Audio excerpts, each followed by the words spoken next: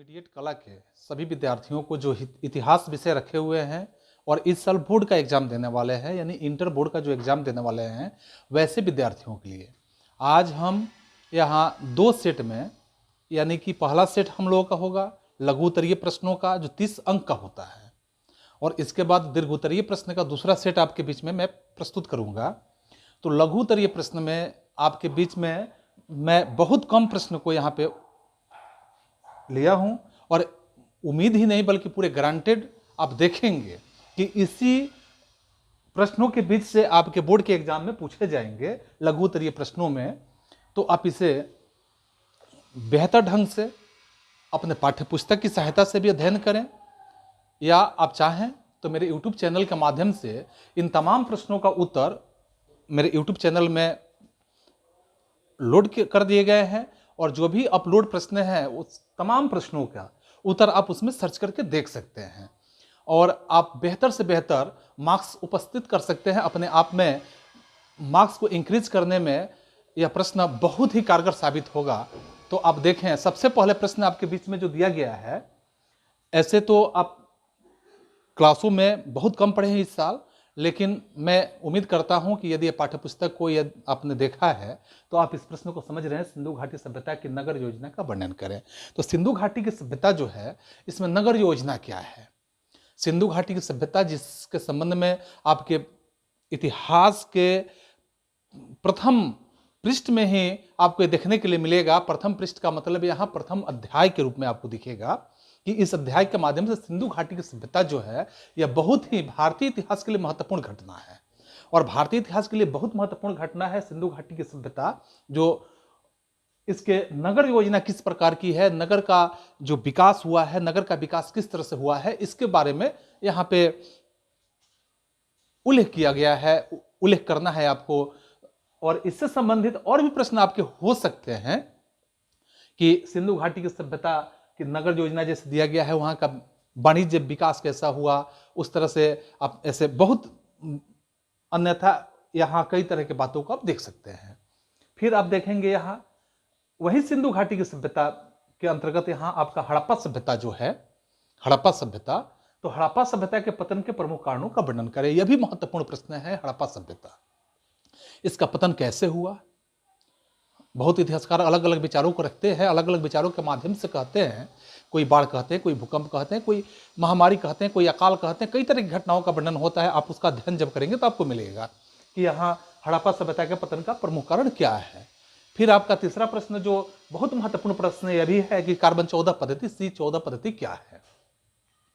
Carbon 14 पद्धति का मतलब तो आप समझ रहे हैं ना कि दुनिया की जो भी वस्तु है आज के संबंध में, तो दुनिया के सारे वस्तुओं में कार्बन की मात्रा होता है, और वो कार्बन की मात्रा क्या होता है कि 14 पद्धति में होता है, 14 मात्राएं होता है। और एक व्यक्ति, कोई भी व्यक्ति, वस्तु, जो कुछ भी है, अगर वह 5000 साल तक जमीन के अंदर गड़ जाए, दब जाए, सड़ने लगे, तो उसमें समझिए कि 14 पद्धति में से एक पद्धति का क्षय होता है, एक पद्धति का ह्रास होता है।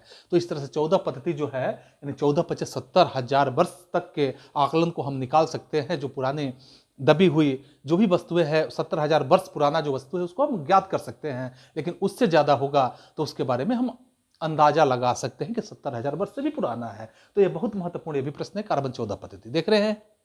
इसी तरह से आपका यहाँ चौथा प्रश्न जो दिया गया है, सम्राट अशोक का नाम तो आप जानते हैं, बहुत महत्वपूर्ण यह भी है कि अशोक के धर्म के बारे में आप क्या जानते हैं। अशोक ने एक नियम चलाया, एक धर्म चलाया, और वह धर्म जो था सभी के लिए अनिवार्य था। उसके राज्य में रहने वाले जो भी नागरिक थे, सभी नागरिकों के लिए एक तरह का उसने धर्म नाम का एक नियम प्रतिपादित किया, और यह बहुत ही प्रसिद्ध हुआ उनके राज्य में। तो अशोक के धर्म से आप क्या समझते हैं? फिर अशोक के बाद यहां देखेंगे चंद्रगुप्त मौर्य की उपलब्धियों का संक्षिप्त विवरण दे। चंद्रगुप्त मौर्य की नाम तो जानते हैं, चंद्रगुप्त मौर्य की उपलब्धियों का संक्षिप्त विवरण दे। यह भी प्रश्न आपके लिए बहुत महत्वपूर्ण होगा। फिर छठे प्रश्न में आपको दिया गया है कलिंग युद्ध पर अशोक का, कलिंग युद्ध से अशोक पर क्या प्रभाव पड़ा? कलिंग युद्ध, जहां अशोक ने क्या किया कि खून खराबा बंद कर दिया, युद्ध पद्धति को ही त्याग दिया, बौद्ध धर्म को स्वीकार कर लिया, आदि आदि तमाम बातों का इसमें जिक्र मिलेगा आपको मेरे YouTube चैनल के जो इसका अपलोड क्वेश्चन है उसका उत्तर जब देखेंगे, उत्तर को सुनेंगे तो आपको मिलेगा जानकारी कि कलिंग युद्ध का अशोक पर क्या प्रभाव पड़ा। इन तमाम बातों का जिक्र मिलेगा, क्योंकि अशोक इस समय से काफी ही अपने आप में चिंतित व्यक्तित्व का होने के साथ साथ वो बौद्ध धर्म को स्वीकार कर लेता है। फिर यहाँ अगला प्रश्न आपका है, सुदर्शन झील के निर्माण और महत्व का वर्णन करें।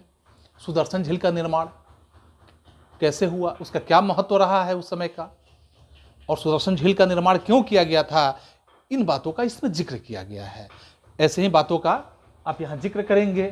फिर यहाँ 8वें प्रश्न में दिया गया है आपके बीच में कि वैदिक धर्म की प्रमुख विशेषताओं का वर्णन करें। वैदिक धर्म, वैदिक धर्म तो समझ रहे हैं कि वैदिक धर्म जो है, जैसे वेद जो आप समझ रहे हैं कि ऋग्वेद, सामवेद, यजुर्वेद, अथर्ववेद, तो वैदिक जो युग जो है, वैदिक समय है, वैदिक काल है, तो वैदिक धर्म की प्रमुख विशेषताओं का उल्लेख करना है कि उस समय का धर्म किस प्रकार का था, इस धर्म का यहाँ उल्लेख करना है। ठीक है, अगले प्रश्न में देखेंगे। अगला प्रश्न जो यहाँ पे दर्शाया गया है कि बौद्ध धर्म के अष्टांगिक मार्ग का नाम बताइए। बौद्ध धर्म में अष्टांगिक मार्ग चलाया था। बौद्ध धर्म के बौद्ध धर्म में बौद्ध धर्म की उपलब्धियां किस प्रकार की हुई, या बौद्ध धर्म पर संक्षिप्त टिप्पणी लिखें, या गौतम बुद्ध पर संक्षिप्त टिप्पणी लिखें, आदि आदि प्रश्न हो सकते हैं। लेकिन यहाँ पे हम महत्वपूर्ण समझे हैं सबसे कि बौद्ध धर्म का अष्टांगिक मार्ग जो है, 8 नियम, बौद्ध धर्म को मानने के साथ साथ यह अष्टांगिक मार्ग जो अपनाया गया है, इस अष्टांगिक मार्ग का उल्लेख करें, उसके बारे में वर्णन करें। तो देखिए यहाँ पे दिया गया है। इसी तरह से फिर यहाँ अगले प्रश्न को मैं यहाँ नोट किया हूं, अल-बरूनी के विषय में आप क्या जानते हैं। अल-बरूनी के विषय में आप क्या जानते हैं। बहुत ही अच्छे एक तरह के शासक रहे अल-बरूनी।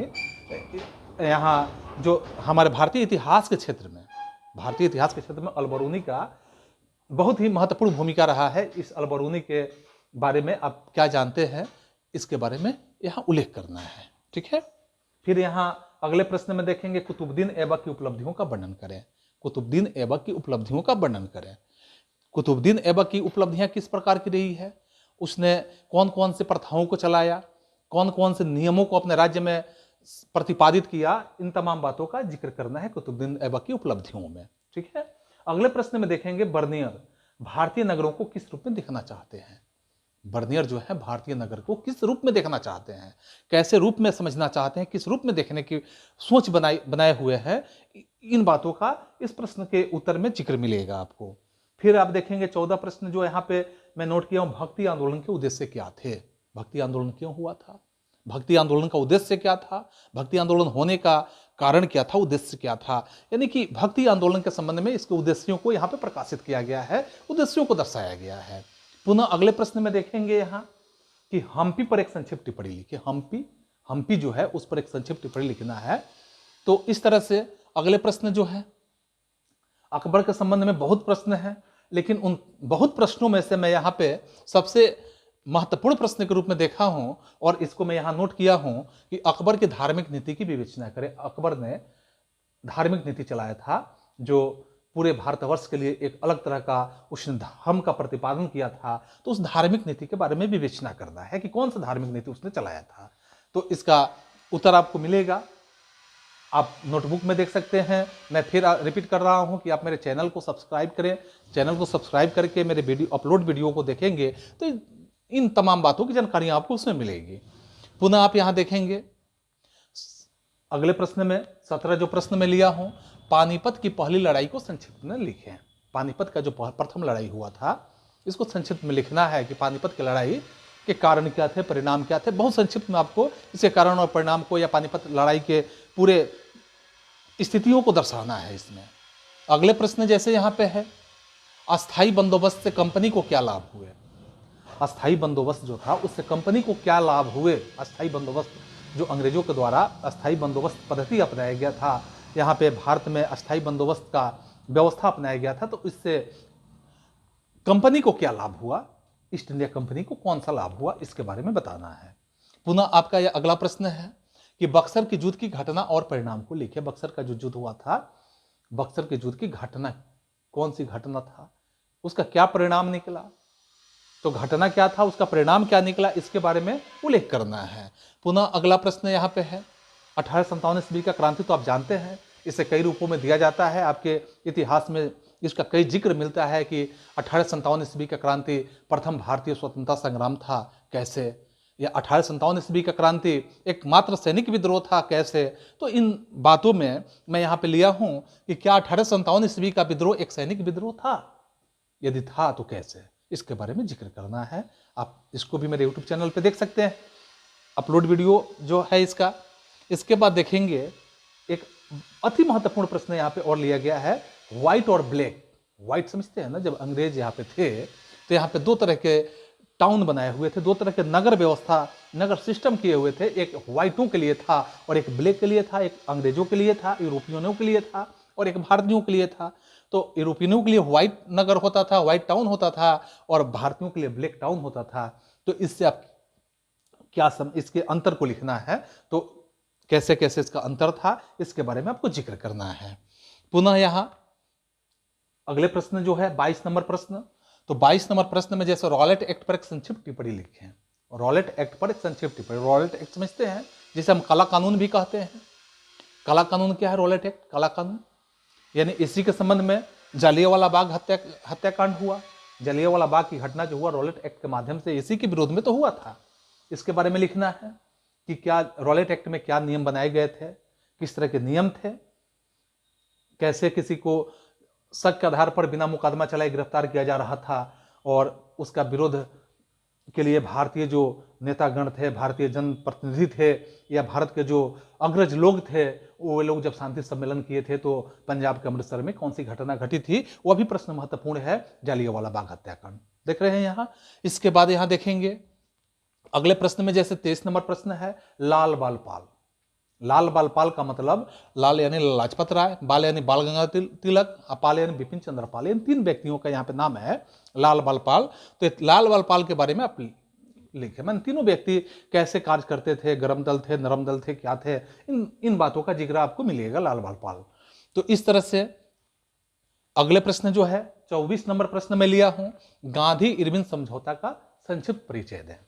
गांधी इरविन समझौता जो हुआ था, इसके बारे में संक्षिप्त परिचय देना है कि गांधी इरविन समझौता क्या था, क्यों हुआ था, उसका उद्देश्य क्या था, इसके बारे में दर्शाना है।